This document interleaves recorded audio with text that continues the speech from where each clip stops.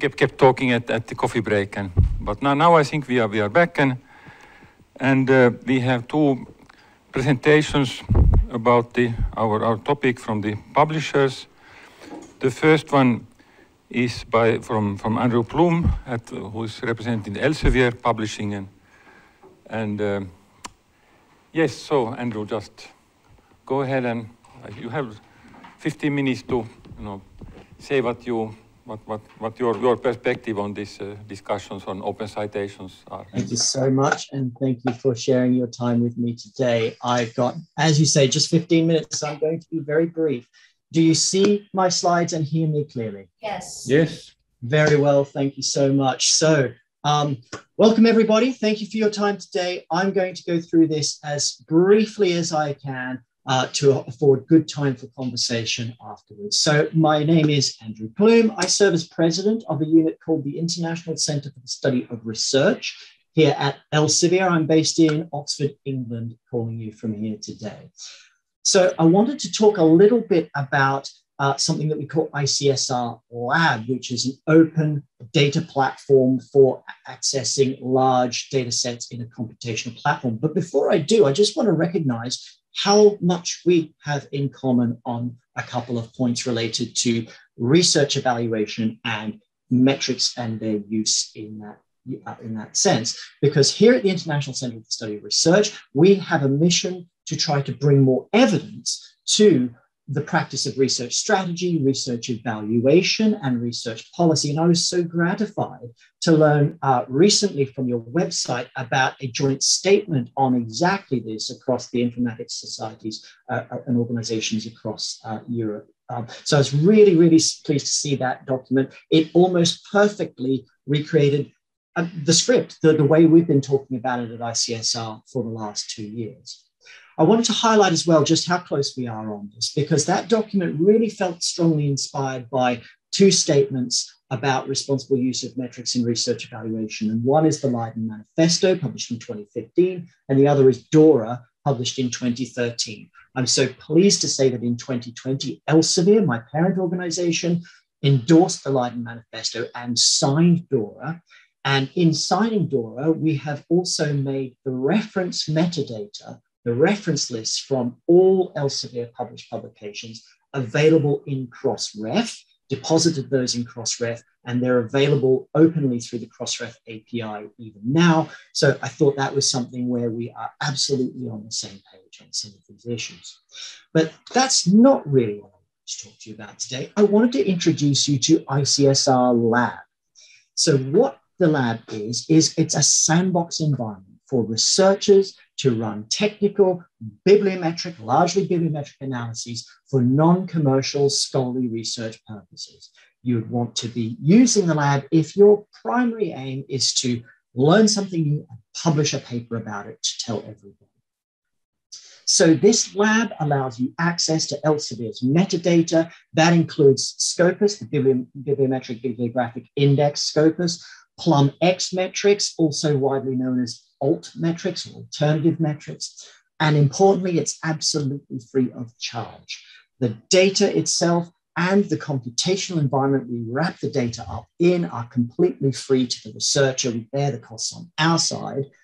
All we expect is that the researcher would end up publishing their study and acknowledging their data source when they do so. That's really it.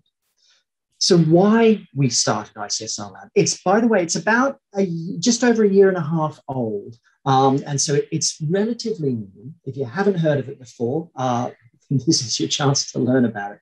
What we're doing here is opening up raw data that power these big Elsevier products, and you can do big data analytics across them. I'll clarify what I mean by big data in a moment. It extends access to the volumes of data far beyond what you can get from the APIs that are available for a Scopus product or Scigraph or any of the other products that we're including here. There is a very transparent process to get access. I'll tell you about that in a moment.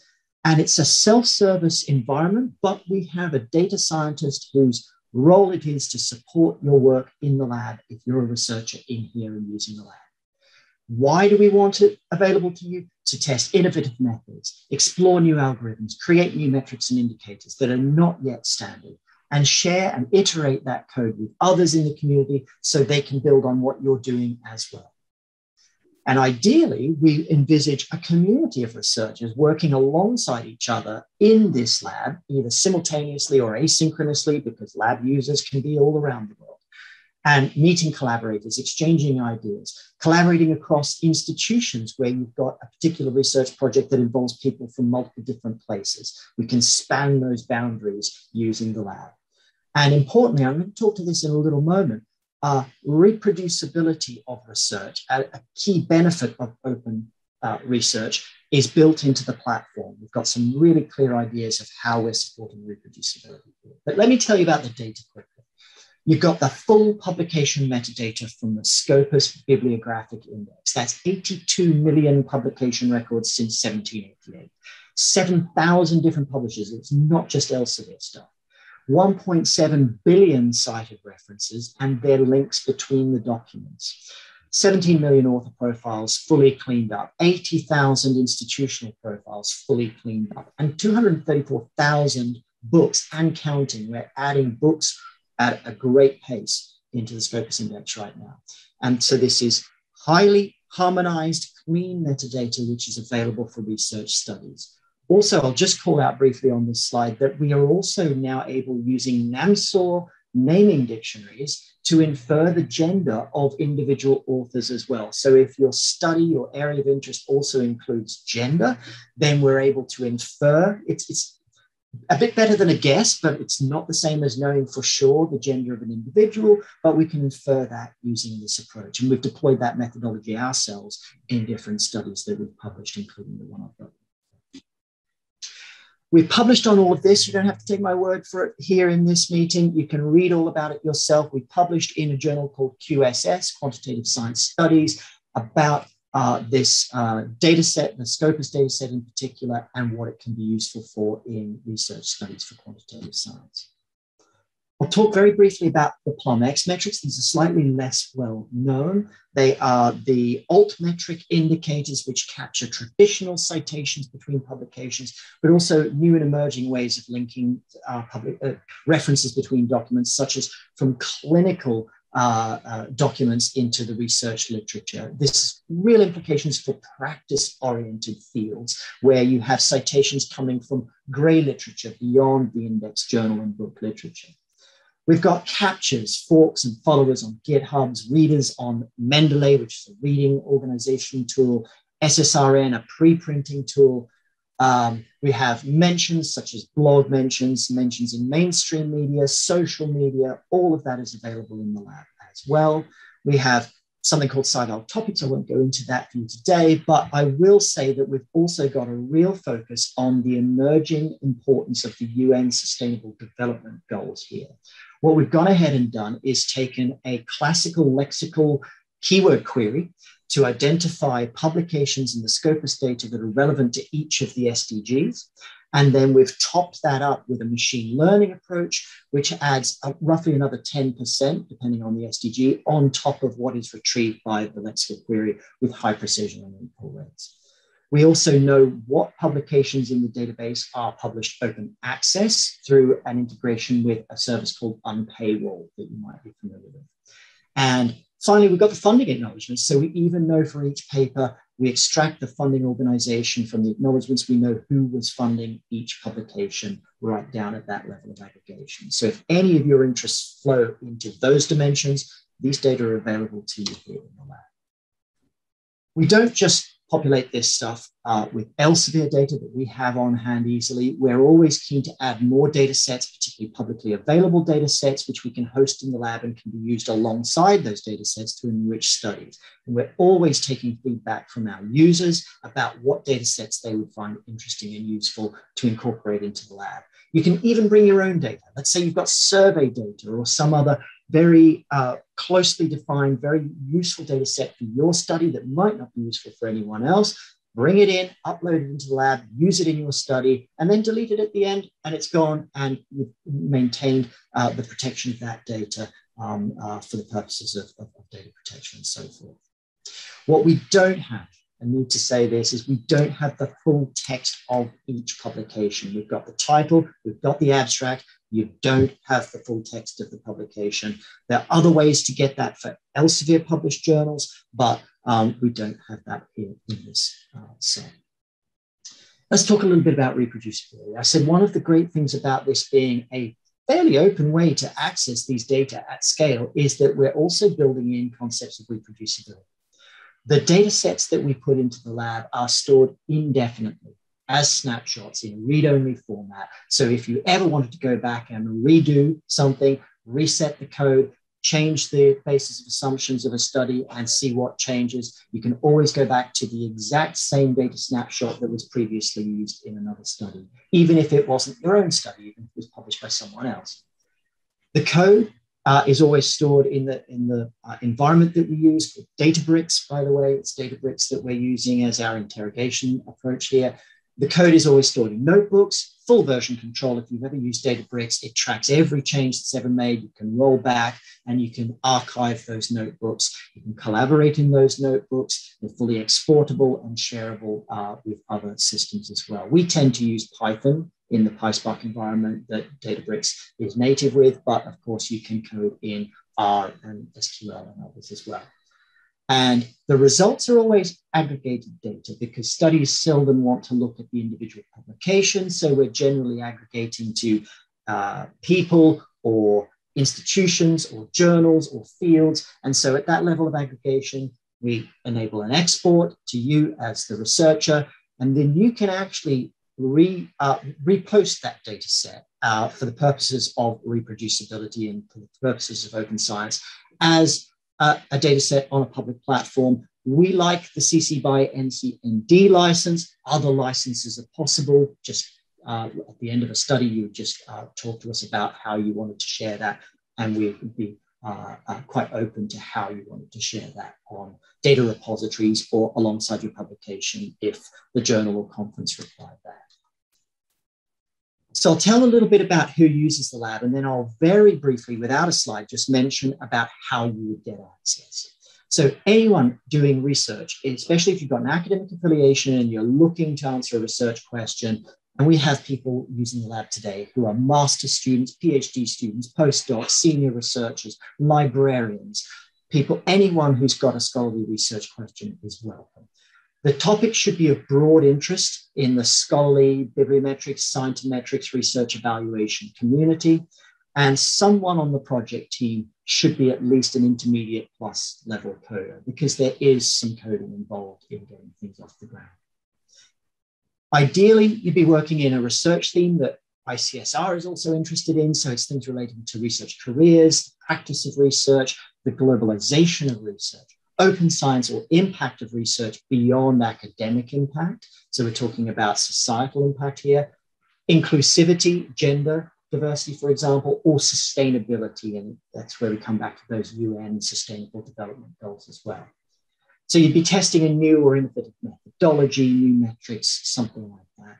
You'd need large volumes of data, by the way. We have an API for Scopus data, for example. We have ways of getting small amounts of data, a few thousands, maybe tens of thousands of records for studies out to you without needing the lab. If you want to drink from this fire hose, this is the way to get access to that. And we'd be looking to see that the results are typically shared at conferences or in peer-reviewed journal publications. To get access, you'd go to icsr.net. There's an application form there.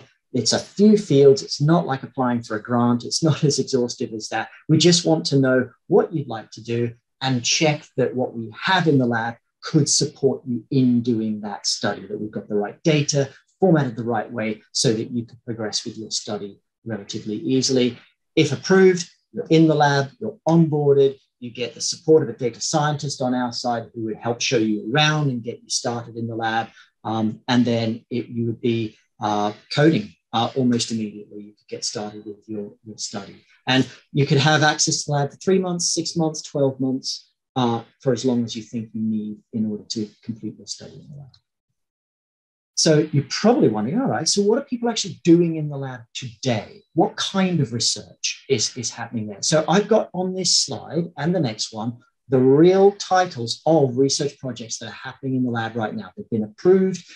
We've got people onboarded from the project teams behind these research questions, and this is what they're working towards. So as you can see, I've structured them according to those thematic areas I mentioned a few minutes ago.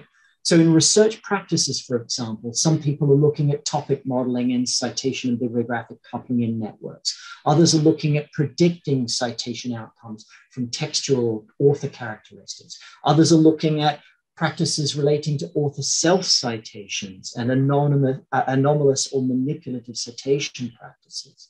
In impact of research, there's a lot of focus here on our alternative metrics, those PLUM-X metrics we talked about. So how they are acting as an indicator of research impact in society, how citations to the peer-reviewed literature, from the peer-reviewed literature to Wikipedia are prevalent and used across different fields. In inclusivity, we've already talked a lot about gender and the way we can infer gender. It's taking a gender slice on certain questions, and particularly COVID-19 research is very important across various of these projects. In terms of research globalization, we're looking at how researchers move around the world, between institutions, between countries, between sectors, out of academia and into industry, and sometimes back again. And how that influences, how political or policy dimensions influence those changes in different countries and over time. And on this next slide, and this is, I think, almost my last slide, here we're focusing on the themes relating to sustainability. On the left of your screen, you can see lots of projects. I'm really interested in using this mapping of publications to the UN Sustainable Development Goals, or SDGs, to understand how research is supporting these SDGs. In terms of researcher careers, we're interested in understanding, for example, or this project is interested in understanding how a researcher's embeddedness in their citation network might be a function of their career stage, to help understand who is moving through the citation network at different career stages. In terms of open science, lots of stuff going on here, only two shown in this view, but openness through that unpaywall tag for what is an open access publication or not is an element of a lot of the other studies here, but how that published literature is being read and used in, for example, the Global South, and how that's supporting open science aims in the Global South as well as the Global North. And finally, science of science policy. Here, again, it's the interaction between science and the evidence that science gives about the conduct of science and policymaker and how they're making decisions on a daily basis about policy for research and research for policy. So with all of that, a very brief tour of ICSR Lab, and I really hope you found that interesting. I'll just leave you with a couple of thoughts. Could ICSR Lab be of interest to any of you for a future research study that you're interested in? Here are the only considerations that you have to make. If you are pursuing scholarly research, which is addressable using these data sets, if your research topic is of some relevance to any of the kind of things we've been talking about here, and at least one member of your research team has the ability to code inside this environment, we would encourage your application. We'd love to hear from you. We encourage these kind of studies, and they can be quite exploratory. I want to emphasize that. They can be testing and iterating. They don't have to be fully formed project proposals like you would send perhaps to a funding organization.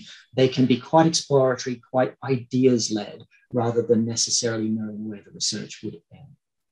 So with that, I'm just going to close up and say thank you all very much for your time, and I look forward to the Q&A.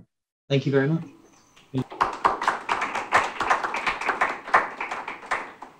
Okay, thank you, Andrew, for a presentation of a really interesting tool. I have one question, but is there anything from the hall? No, anything on the Q&A? Okay. Let me just ask one question. So, I said, you said that you are opening, you are submitting your citation data to Crossref, right? But now in this tool, you said it's kind of primarily based on the Scopus. So what somehow Are there some features from the Scopus data that are available in the tool that are not in just kind of the citation based? Absolutely right. Thank you. It's a very good question. We have submitted, that is Elsevier's publishing arm, that is the journals and books divisions of Elsevier, have submitted the cited reference metadata from what they publish to Crossref, alongside hundreds of other publishers who make deposits of that same metadata to Crossref. So Crossref is starting to become a cross-publisher aggregation of publication metadata and the cited reference metadata. In Scopus, we already have all of that for 7,000 different publishers, all the way from the big ones like Elsevier and Springer Nature and Wiley and the ones that you know well, of course, all the way down to publishers that may just publish a single journal or a handful of books every year. And so we have that metadata, and it's all consistently structured and harmonized across the entire database in one view, by the way, as well. Scopus is everything put together. It's journals. It's also conferences, I should say. Conference proceedings are an important element there too, as well as books, all in one place, rather than broken up into individual indexes that cover different types of outputs. So it's possible to get a whole view of the field, irrespective of whether it's a journals-focused field or a books-focused field or a conference-focused field, as of course computer science has long been. So I hope that's a clear answer. Yeah, okay, thanks. That was very informative. All right, so thanks again, Andrew. So, and we'll move to the next presentation, which is from Alexander Birkov from Springer Nature Publishing, on the topic of initiatives on open metadata and open references. So Alexander, please. Okay, thank you, Pekka, for the introduction. Can you all hear me? Can you see my slides? Yes. Good, perfect. Thank you so much for the confirmation. So I'm going to talk about initiatives we have related to Open Citations project and in general open metadata. And it's actually very nice to continue along the lines Andrew said, because he talked about a lot of important things like making data openly available for researchers to use it. He talked also about conference proceedings and inclusion. I want to start actually from the inclusion part, because very often, and you probably are the right audience to talk about this, we think about research as an article in a journal. And of course, it's not only an article in a journal, like in computer science and some related areas, there are also papers in the conference proceedings published, peer-reviewed, maybe even better peer-reviewed, depending on what your definition of best, more reviewers, longer reviews than in journals. When we speak about humanities and social sciences, monographs or edited books would play a bigger role sometimes than journal articles. So that's, I'm not proposing a solution, but I will talk about some related things, and I wanted to stress it from the beginning. The second part about inclusion in my talk is language inclusion. You see this list of citations here, right? And you also see some of them are not found on Google Scholar. Maybe if you search good enough, you find them, but at least it's not something which our algorithms could do. So for instance, the first one is just to introduce, and I heard people speak in Spanish previously, so you would understand the problem. Some references are not there in English, and some things are not published in English. So for instance, this one is published in Russian. So obviously it's even original one is written using different alphabet.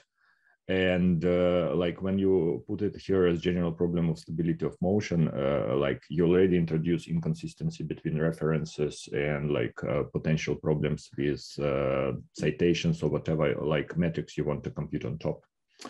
And then there is even more complicated one.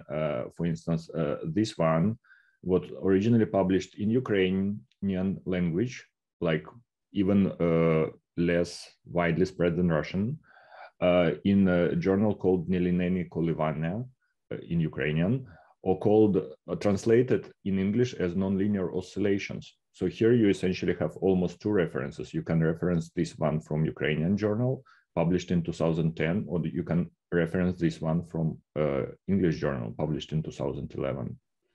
Okay, but like, let's stop here and go to whatever we are doing in Springer Nature. So first of all, a couple of words about myself. For those who don't know me, like I previously was a researcher, and I joined Springer in 2012, and I was responsible for the program of computer science proceedings. So that's why you hear from me also about proceedings. And currently I switched to the journals group, and I'm responsible for a big program of translated journals. So that's why you hear also about languages. And I am constantly involved in several projects, like for instance, probably some of you heard about peer review with Elsevier, Wiley, and a lot of researchers from different disciplines. We analyzed journals from different disciplines and how peer review works there, or about Crossref data site group on persistent identifiers for conferences. As Andrew mentioned, Elsevier signed DORA. We also signed DORA as Springer Nature in 2020, but even before that, in 2017, Springer Nature made all reference lists openly accessible via Crossref metadata API. And I don't think I need to go into details of that, but I wanted to share with you the participation reports. So for instance, you can see your open reference site 100%. And I would like to stress that as a big publisher, I'm pretty sure that's similar for many other big publishers as well. We also work with smaller societies, or like smaller, larger, depending on how you look at it, and partners who not necessarily have their own infrastructure for even depositing things to Crossref, right?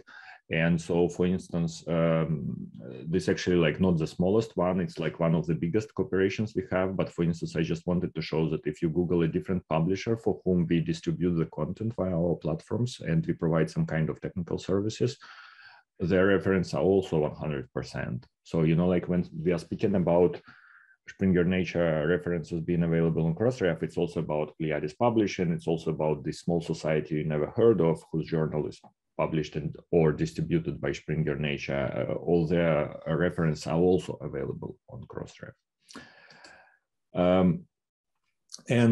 Also, you know, like speaking about data is a little bit abstract. So I thought, like, let's look at what we did in 2020 with this reference data. And my colleagues in other departments, like I would like to thank here Lutz Wind, they gave this data. So in 2020, we had around 400,000 articles and 294 chapters. Chapters for Springer Nature include also conference papers. And this means that we deposited approximately 5 million references from articles and 3.5 million references from chapters. And fun fact is that for nature journals, reference lists are much longer, and its average 41 reference per article, maximum is 1,700 references. So you can see the proof on the right. It goes to 1,700. Then another related initiative was Springer Nature Scigraph, which now continues in one form or another with digital science. So the Scigraph contained a lot of open metadata, or not so open, but like for each metadata, there was a clear license, how you can use it and so on. You can download those dumps from Springer Nature websites, which, if I remember correctly, lead to Figshare. Then also in beginning of last year, we did extra release of conference details on Figshare. So that contained all conference published in computer science by Springer Nature so far, acronym, name of the conference, number of the conference, and information about peer review, because we started collecting this information systematically. I will talk about it later. And that perfectly brings me to this couple of slides I have about conference activities regarding metadata. So in 2013, we started collaborating with LOD2 project, Linked Open Data 2 project, in particular with University of Mannheim, but also with other participants. And we got involved in this project because actually in discussions with Google Scholar, we understood that it's hard to identify conference. And, you know, like if you have ISWC, it might be International Semantic Web Conference, so it might be International Symposium on Wearable Computers. And they change acronyms every couple of years, and they change countries almost every year and so on. So at this times, of course, conferences were primarily physical. Now they are also virtual. And basically there was the problem you couldn't solve with existing infrastructure like ISSNs to identify conference which change publishers, places, publish proceedings, not necessarily publish proceedings, and so on. So we collaborated with this research project to create a unique identifier for conference metadata and implemented it in Springer Nature platforms. So on the right, you see a screenshot from Springer Link, which lists all proceedings from joint European Conference on Machine Learning and Knowledge Discovery in Databases, ECML-PTDD, from different years, no matter in which series they published and so on, because technically those would be like different proceedings books on Springer Link, but here they are all brought together and you can see like how many papers were published in which series. And the concept was basically there at the right time. So we started collaborating also with other publishers and infrastructure providers, so like DBLP or Elsevier present at the workshop, to provide unique persistent identifiers for conference metadata. Yeah, and here you can just see like how internally it looks. So you have acronym, you have city, country, you have dates, you have link to the website, name of the conference, and unique identifier. And so we launched this cross-party, cross-company working group, cross-ref data site in 2017, shortly after first PDApalooza conference. On the right, you can see group participants. We started with technical implementation in February 2019. Now, I must be honest, it slowed down a little bit because of the COVID and conferences like moving virtual and like being not on the top of the agenda. But still, so the group is there, and we agreed on the main principles on, you know, like how conference metadata should be available under CC0, because there should be like no question even whether like there is commercial license for this or not. No, like it's public domain, and you can read more about the group or metadata documents in the links in the slides. And then since I mentioned peer review, I also wanted to encourage the workshop to discuss not only citations, but also peer review, because so we have this effort for open taxonomy of peer review from, again, several important players in the scientific publishing fields. But even earlier in this peer review project, we started pilot with peer review processes on conferences. So we identified how people describe peer review at conferences, and we text mined available prefaces from lecture notes in computer science series in order to understand like what was put there by organizers. And the resulting fields were implemented in Crossmark and linked via this persistent conference identifier Springer Nature already had. And here's how it looks. So if you go to specific lecture notes in computer science book, then for specific paper, you can click on Crossmark, and then you will get in more information this information about a conference and about peer review. So this available there since end 2018.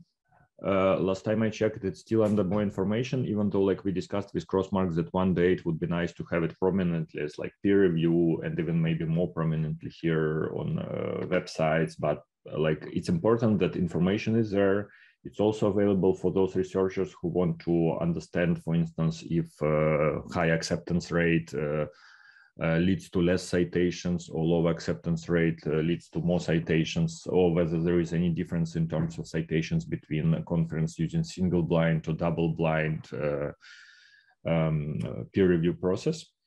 The conference information, I do think it's relevant for open citation project, because sometimes you would have a citation like ISWC 2019 Athens, Greece, and then only using this information, you will be able to decipher, okay, it's that acronym and that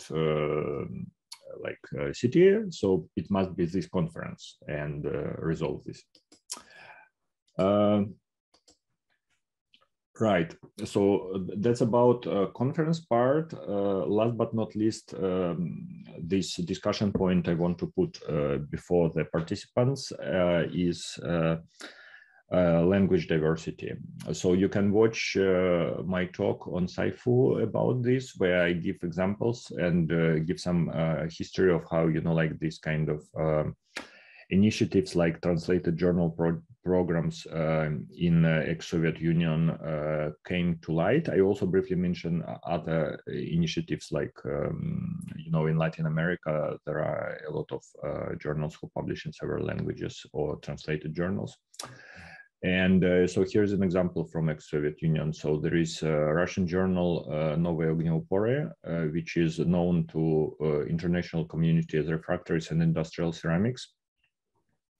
And here you have in Google Scholar the same article in Russian and the same article in English.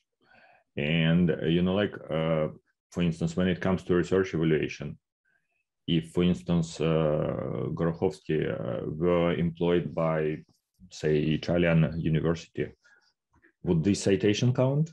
Would this citation count? Both citations count? I don't have an answer, but at the moment we start saying, yeah, only things in English are important, and let's only focus on this version, we are making decisions that this actually doesn't matter, and I think it's quite a statement.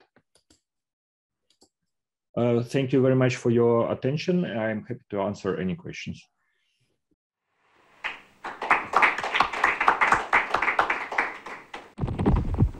Okay, so thanks again for a very interesting presentation and all information about all these tools that you have available.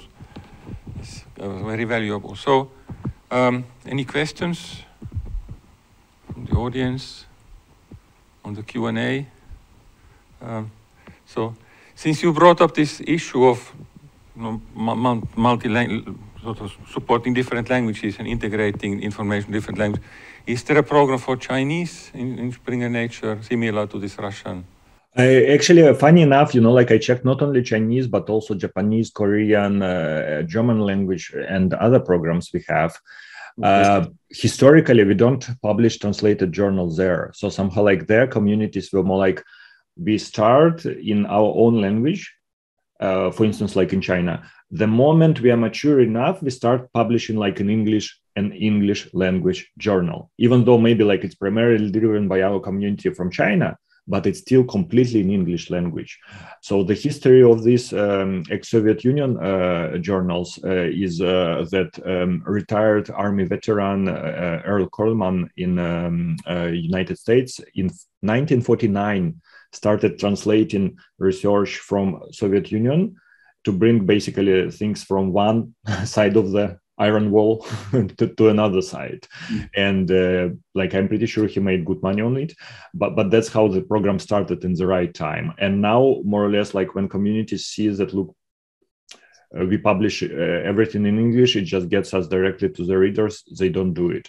One thing which exists in German program is when they have a journal which publishes articles in several languages. So for instance, one can be in German, one can be in English.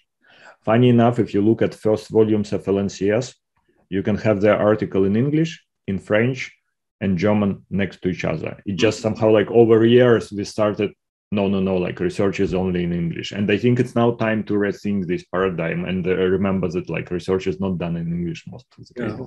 So thanks again. And So, okay, so so now let's move to the more like a community discussion mode. So yeah, yeah. So this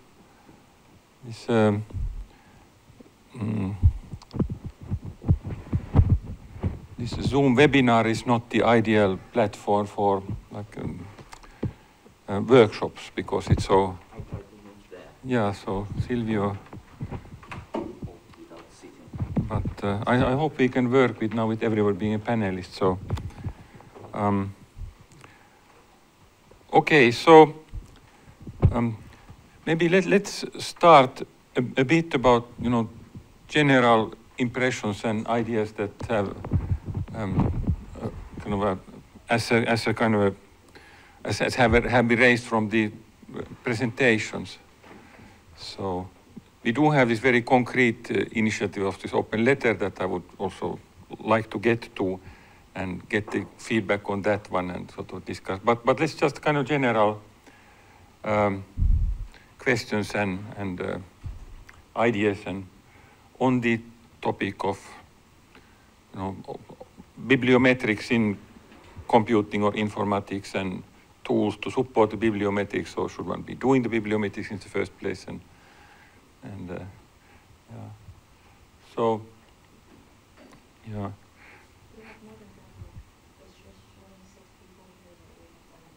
Okay, so how do we get it? Sorry? Okay, yeah, yeah. So I think there was this, I already tried to say this earlier, but maybe not in a very clear way, but there is a distinction between assessing individuals and assessing institutions. And I do agree that in assessing individuals, so one should be very careful in using bibliometrics for that. But for institutions, I think bibliometrics combined with some kind of expert assessment is maybe the right way to go.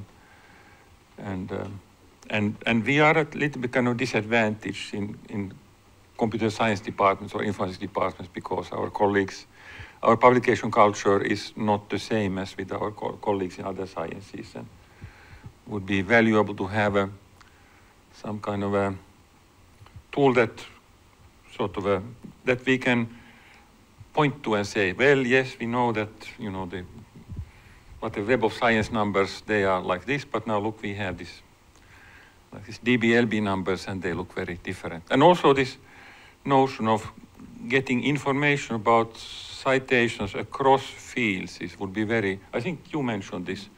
I think I'm very much in an interdisciplinary work myself. So I'm really would be curious to know about these things. So how much of computing is used, and in which ways by the other areas? So just having a kind of a bibliometric study of this. One can look at some of the qualitative things as we have done in this curriculum project that we'll be discussing later in the afternoon. Just a bibliometry. So which areas of other sciences are citing which areas of computing? This would be a very interesting project. So.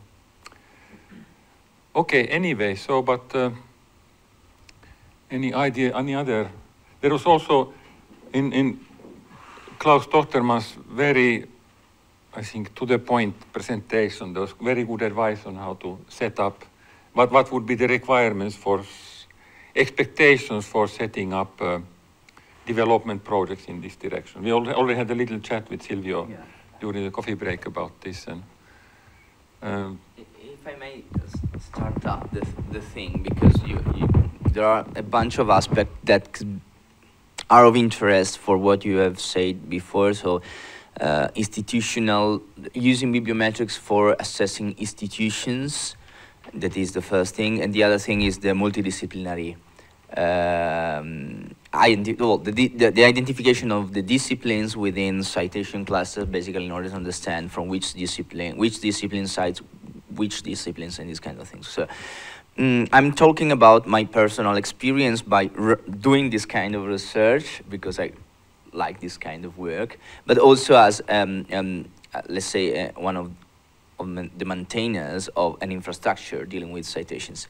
For doing this very interesting things at scale, and has also was suggested in previous presentations as well, citations are not enough.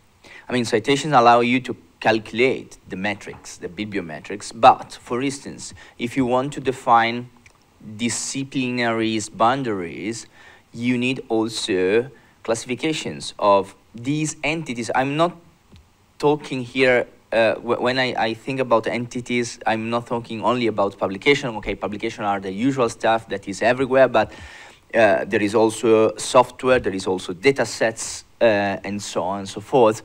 So there are a lot of outputs of research that should be considered. So there is this heterogeneity of outputs that should be considered. But in addition to that, in order to do this kind of studies across disciplines, we need to adopt some sort of taxonomies for classifying each single output according to one or more specific disciplines. And this kind of data, for instance, are not in open citations right now. When I run some of these studies for understanding the relations between disciplines, I use external services.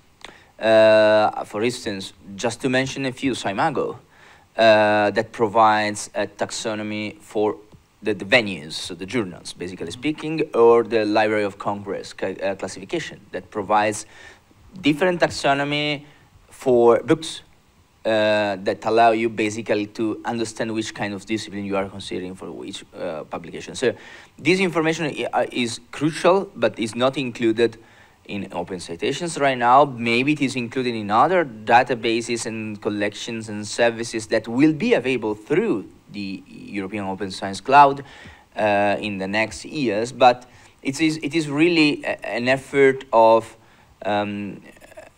understanding how to federate this information in order to obtain all the data that you need for these kind of things. And similar situation is about bibliometrics at the institution level.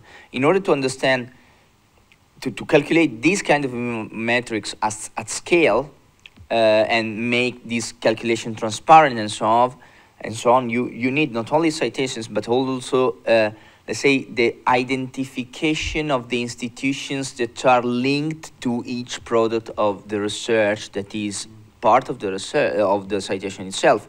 So you need affiliation associated to these products. And this kind of information are not provided by Open Citation right now, but they are there somewhere. There are beautiful initiatives like ROAR, which is trying to providing a unique identifier for organization at the very higher level. So we are talking about the university, not the various departments within it. But also OpenAir, for instance, has these kind of links between articles and organizations that where the researcher who wrote that article were affiliated with for the specific article in consideration. So it's really a matter of first having different sources where you can get the metadata that you need for calculating this kind of bibliometrics, but some of those are still something that is not complete. Affiliation is a very important hot topic, let's say, but the collections that are out there in public repositories are not extremely, let's say, they do not have a high coverage of the thing. So it's something that we should work on, I think, in the next years, in order to allow exactly what you have said to. Would be great to have. I mean, I would somehow expect it's not so easy to ask the researchers to provide all this metadata information. And also there's a huge volume of, backlog publications. So probably one needs some, classification tools, institution type of paper connected with some network analysis and machine learning and whatnot to get the rough classification into areas, because, considering the volume of publication in existence, so nobody is going to go and annotate those with explicit metadata. The journals, the publisher provides this kind of information to their own article, but they use their own taxonomy. So you need anyway to have an alignment across publisher in order to do that the thing at the general level. Yeah. So Michelle want to Kit one. Yeah. Sorry. This is. If I may, I just wanted to point out that one of the arguments Silvio just did is very important to me. This is about the availability of the data. I guess we all too often try to tackle the problem from the side of what's the right metric to use or so. And I guess this is too many steps ahead. We should really, in the beginning, focus on, do we have the data, all the data that we need? And this is really the big lacking situation currently, that we have a limited amount of data in the public openly. We have some data away hidden in commercial products. We have some data away hidden in open community projects that are not interlinked or not federated enough to make the data available.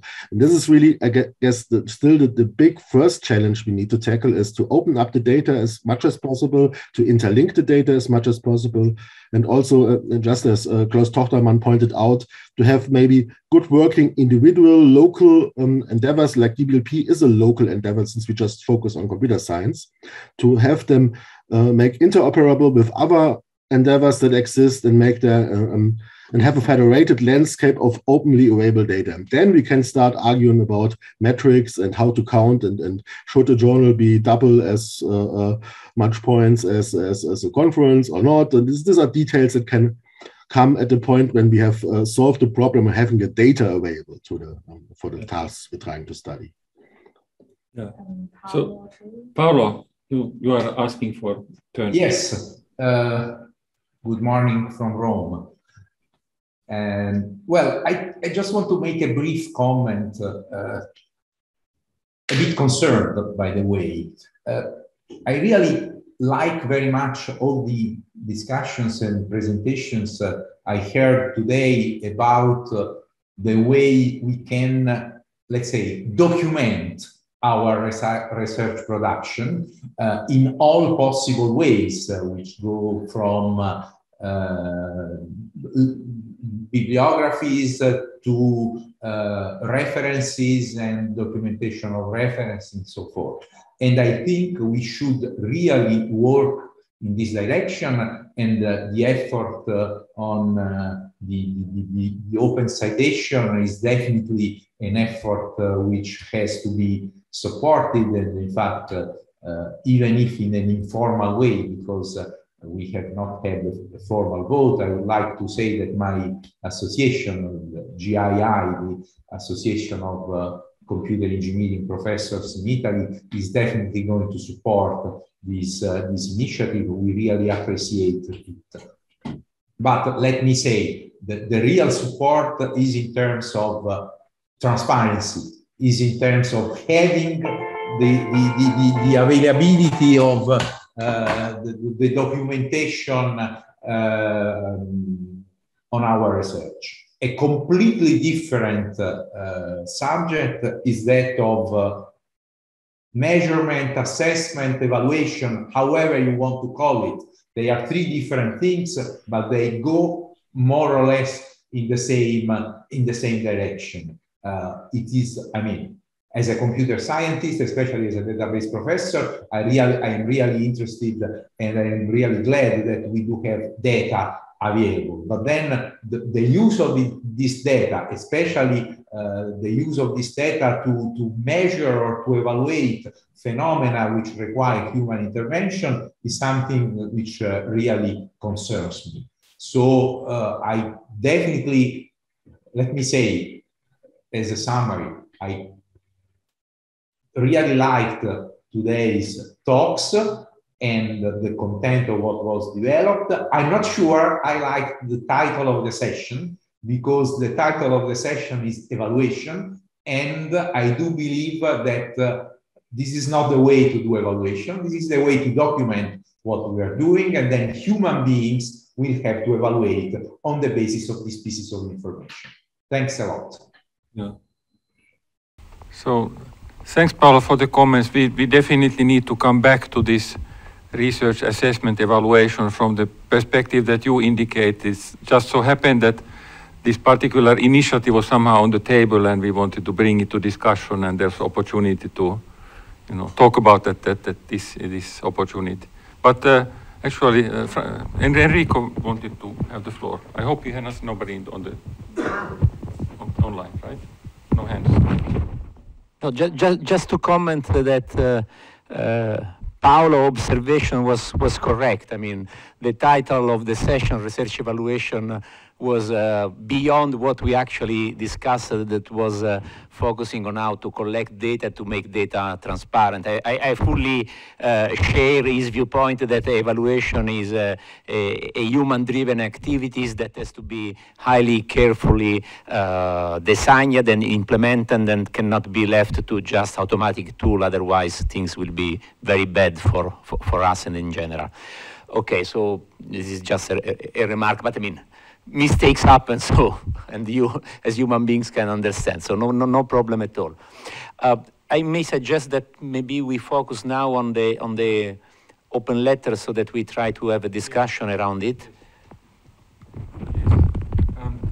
Okay, so actually, before moving to letter, so maybe I just while Klaus is still somewhere on the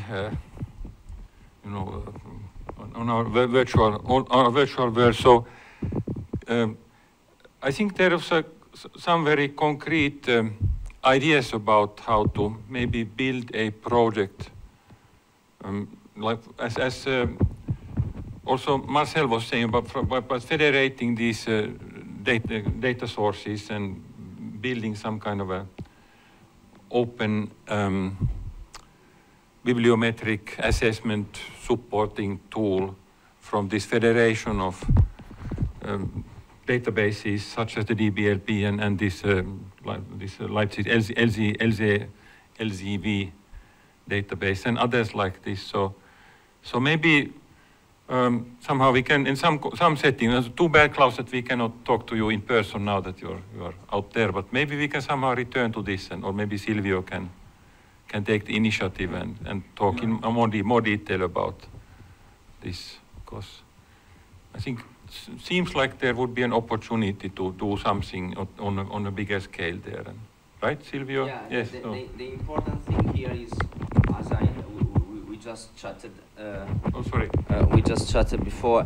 Is just to try to focus not only on one specific discipline, but try to involve, let's say, disciplines that are meaningful to be involved in order to start a pilot with more than one disciplinary area involved, in order to see how this interoperability also among the various collections may work, how we can set it up.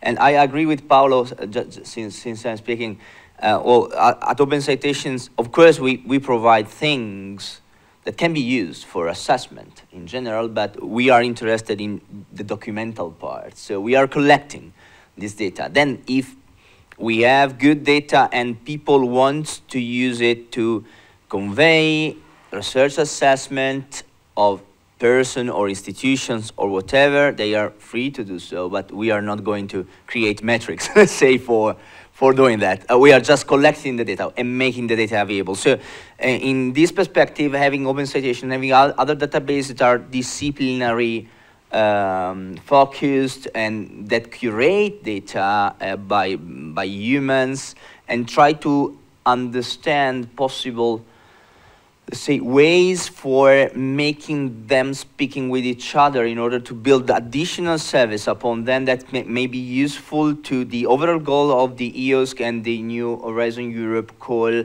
on assessment of open science, really, not only just about citations, but about having a network and knowledge graph of information which is rich from multiple disciplinary point of views, and that can be used for assess open science is really the goal of all these systems. The problem is here, the challenge is to enable mechanisms that allow all of them to talk with each other and to allow people to access this information as they are, just in one single centralized container, even if they are actually contained in a decentralized collection. So I think there is opportunity for a discussion there in order to involve multiple disciplines and, let's say, disciplinary collection all together in order to devise some possible case studies for implementing something that is useful to track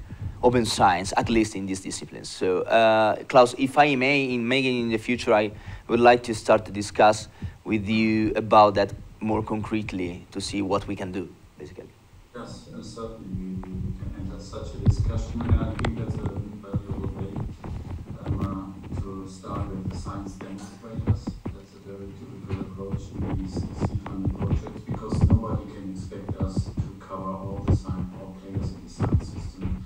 So we can identify, like, say, systems to VIP, and then let's federate them and use that as a science demonstrator. Maybe we could also extend it to at least research data, because there are research data search engines. For example, I think Mendeley is also offering a search for research data, and Google does the same with its Google data search. So that we just have not one type of objects which we use for open science assessment. So we should be multidisciplinary, and we should cover like 3 or 4 different types of digital objects. Yeah. Which we measure.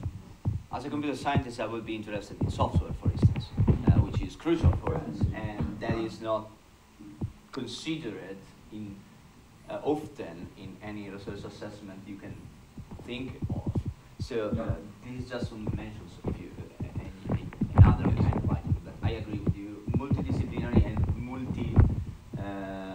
mode. Yeah, multimodality in terms of the, say, kind of entities involved in the whole thing. I totally agree. Okay, thanks. So now, as Enrico said, so we would also want to have your feedback and also discuss this open letter that we prepared as a kind of collaborative thing between Informatics Europe and this.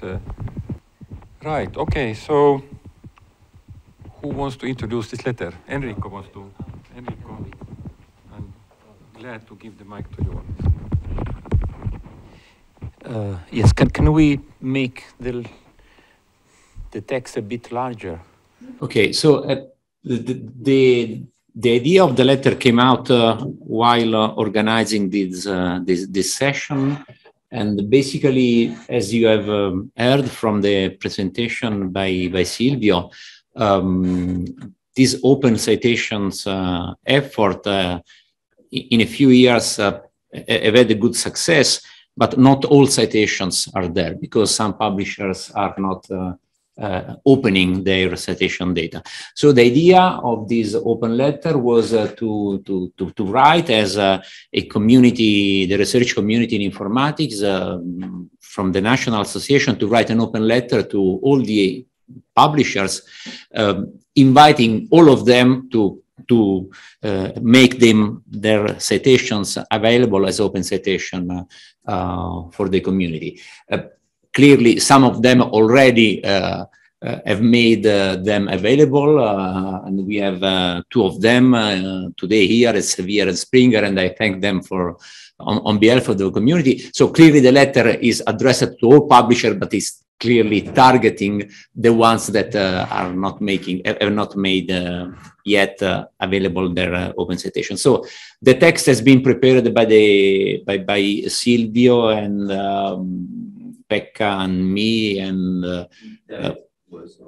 David Shatton. Yeah, and David. Okay, so and this is a draft that we have sent to all the National Informatics Association, and the idea was, if possible, to come today with the national associations that are present either physically here or remotely, to come to an agreed version, if possible, and then, if possible, this will become the version that we will invite all national informatics associations to sign, and after that it will be published on our website and will be open to further signatures from other associations and from departments. And we are thinking maybe also to open them to the signature from individuals, but on their personal capacity as individuals. What will be important, we feel, is the fact that the national communities sign them, because this will show that there is a common interest in all countries.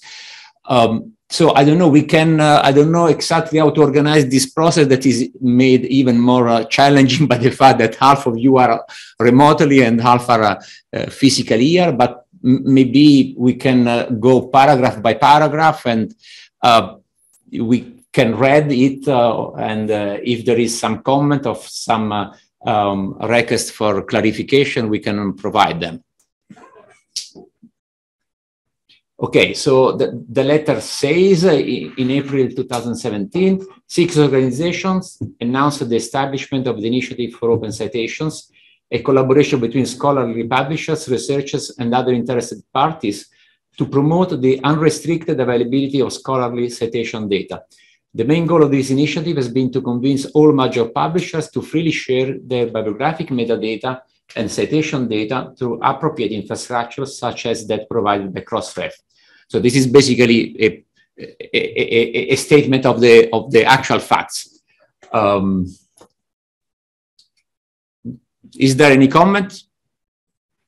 Okay, so I go to the second paragraph. The open availability of citation data is crucially important in science, since open citation data can improve the transparency, reproducibility, and robustness of assessment exercise and policy decision-making, and can help in illuminating possible issues in science evaluation and referencing practices. So we now start entering into the motivation of why this is important. So the expressions are more, the words, I mean, starts weighing more. So Gerald, you have a comment I've seen. Okay. Enrico, I'm not sure. Is it really important to focus on research assessment exercises here? Since I think Paolo was right, the most important thing is to have this kind of transparency so that the data is open to all, yeah? And the other thing is what we want to do with it, yeah? Of course, the data should be and can be the basis for political decisions and so on. But if you point at or focus at assessment exercises, we raise expectations. I think we do not want to be the main point here. Yeah, since we have seen, everybody says Elsevier, for example, they have signed DORA, they have signed the Leiden Manifesto, and they all say assessment is not only metrics and data. So I wouldn't focus only or mainly on that. Thanks. Okay. Any other comment on this? This Alex here. I actually would agree with Gerald that I don't think it's only about assessment. And actually it would be nice in kind of selling this to the community which is not with you yet, because I think like here you all understand the benefits of open citations on like why would you need open citations, because it's like means to what. So like assessment is one of these, but also like transparency for what. So a little bit, let me maybe like give you an example which is a little bit from different area, like which is close to, I must be careful with the language, but kind of like maybe not so like normal activities. So in the recent research ranking of universities in Times Higher Education, if I remember correctly, some Russian universities which were not previously known internationally, they popped up high. And when they started investigating why it happened, it was down to like citation, like which they were getting more citations than like ETH Zurich, for instance, right? Which says something about no-name university gets more citations than ETH Zurich. if data about these citations used for the ranking was openly available, you could quickly check it with the community and say, look, actually these citations come from these journals which are not indexed anywhere and so on. So do you see this point?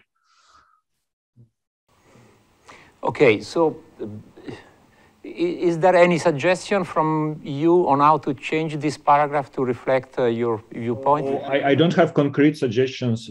Maybe like Gerald has, but I agree with like we should. It would be better if you mention not only assessment here, but add other examples appealing to like broader list of stakeholders. How about saying that you also improve the quality of research with the support to the research activity? Sounds great. So you would say the open availability of citation data would support research activity?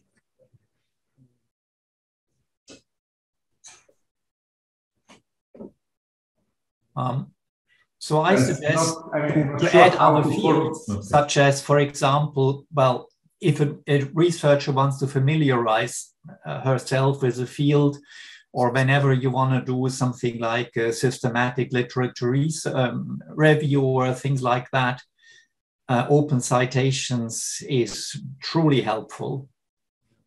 It's not only assessment.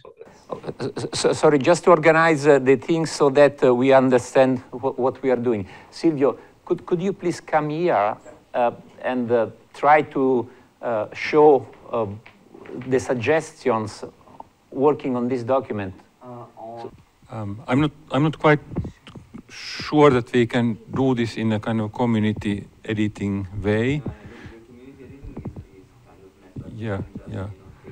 So, but I also understand the point that we shouldn't focus too much on this assessment, because there is DORA and there's much emphasis that the assessment at the individual level should not be, number counting, but it should be, a personal kind of a substantive assessment. So, but on the other hand, the statement does mention the issues that I think were raised. Is this kind of this other part, also policy making to some extent, also this possible issue in science evaluation referencing practices, which is like this kind of analysis pertaining to the scientific community and the scientific practices, like a science study is based on this reference data. Maybe one should somehow just emphasize this part more clearly in this. Yeah, because the transparency part should be there, because transparency applies to all these kind of things that may happen. Research assessment is, if I make a not topic on them things, but maybe we can even put it not as the first one. Yes, one of the possible things that can be done. I don't know, speaking aloud right now, brainstorming. I think we have the message, but we need to reformulate the sentence to and to extend it also to other possible things that you can do. The literature review part that you suggested is a relevant one. Yes. I mean that if you have everything open, you can follow the stream of citation in order to have relevant literature to a specific topic or a specific article.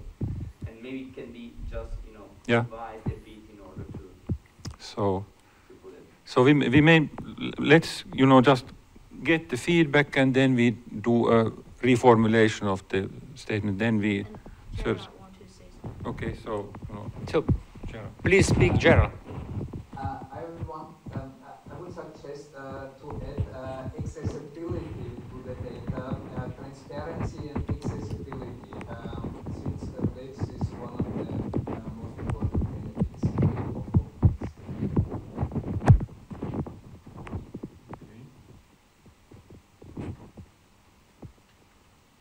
Okay, so given also the time constraints, let's go on with reading the letter. Otherwise, we will be focusing only on one topic and we will not have the possibility of getting feedback on everything. Okay, so the third paragraph is as reported on the I4OC website in October 2021.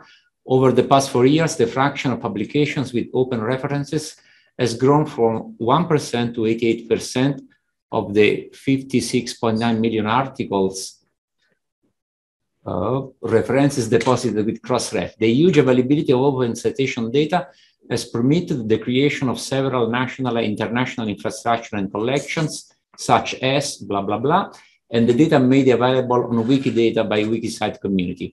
These have been reused by several applications and services, such as DBLP and BossViewer. In February 2021, the availability of open citations data worldwide surpassed the important threshold of 1 billion citations, and it continues to grow. I think this is also a statement of facts. I think there is no comment, but I will ask people remotely if they want to comment somehow. Okay, I don't see any comment. So going to the fourth paragraph, several publishers working with informatics scholars and professionals, including the Association for Computing Machinery, Elsevier, and Springer Nature, have joined the I4OC and are actively contributing to the release of such open citation data. However, the coverage of open citation data of informatics research is far from being complete, and some publishers, including some of the largest ones, are still unsympathetic towards opening their article reference list already deposited at Crossref. So here we are stating the issue, the problem that we want to address. Is there any comment on this paragraph? Alex. So, yeah. So I commented to Pekka previously. I would suggest reformulating the second sentence here to kind of show a little bit more empathy to those publishers, because it reads currently that those guys are doing bad things and so on. While I have personal experience, for instance, working in a small society, where when I arrived, I explained that, DOI is not just you put it on the paper. You also need to go to Crossref and register it, because before, nobody did it for 30,000 papers. And somehow, I would feel you have more data on this. So, please feel free to dismiss this comment if it's not relevant. But, I feel there will be, a lot of small societies and so on who are just, technically incapable of doing this. And therefore, you would need to help them and educate them. Rather than saying, look, I don't know, they're making money with this data instead of making it openly available and so on. Okay, so thanks, Alex. Do you have any specific quick suggestion on how to change this, or you would like to think about it and maybe send? Yeah, maybe remove the word unsympathetics and state the fact that they haven't opened the data yet. And maybe as a community, think about how you could help them in a sense, apart from telling, look, please open, please open.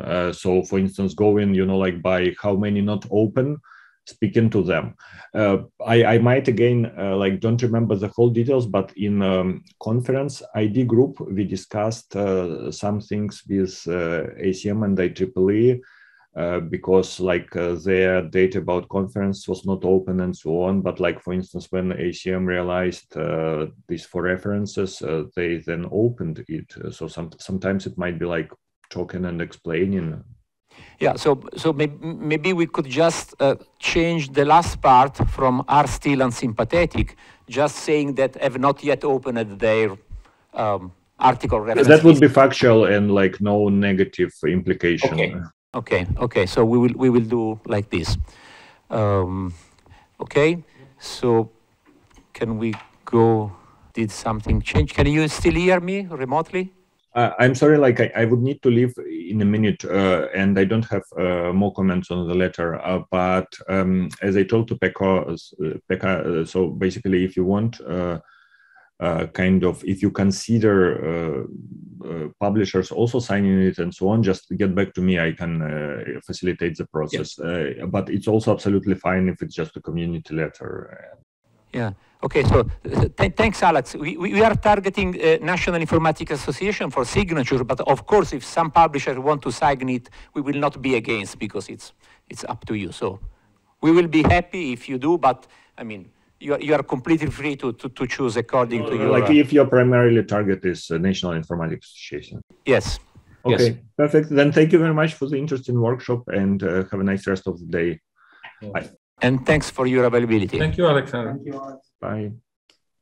Okay, so we now read the last paragraph. By means of this letter, we urge those publishers with closed references or with references that have not been submitted to a central repository such as Crossref to change their stance and to confirm their willingness to work for the benefit of informatics and the whole of humanity by releasing their citations, the core element of scholarly communication that permit the attribution of credit and integrate our independent research endeavors, and by so doing to acknowledge their citation data as public good.